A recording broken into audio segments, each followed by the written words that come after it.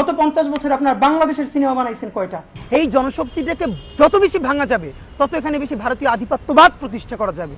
গত 50 বছরে যত সিনেমা হয়েছে আমি সিনেমায় দেখি, আমি আমার বাপের চেহারা দেখি, যার জ্ঞান তো আমি কোনো অপরাধ করতে বা খারাপ কাজ করতে দেখি নাই, অথচ পুরো সিনেমার সব থেকে বাজে ক্যারেক্টারটা আমার বাপের মুখ। আমার বাপ মানে কোটি কোটি বাঙালি মুসলমান যার দাঁড়িয়ে আছে, টুপি আছে।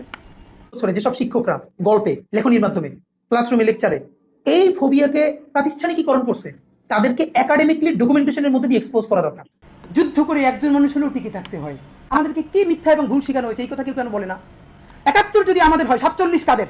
যে আমরা একটা সাংস্কৃতিক বিপ্লব চাই, যেমন চায়নায় কালচারাল রেভলিউশন করা হয়েছিল, বাংলাদেশে আমরা এরকম একটা কালচারাল রেভলিউশন চাই।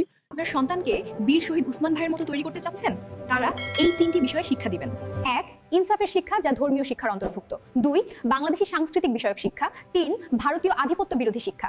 তাহলেই আগামীর বাংলাদেশ হবে ইনসাফের বাংলাদেশ। আপনি হবেন বীর শহীদ উসমান ভাইয়ের বাবা মায়ের মতো গর্বিত বাবা মা। আমরা বলেছি যে বাংলাদেশে যতক্ষণ না পর্যন্ত একটা বাংলাদেশপন্থী সাংস্কৃতিক বিপ্লব হবে, ততদিন পর্যন্ত আমাদের মুক্তি হবে না।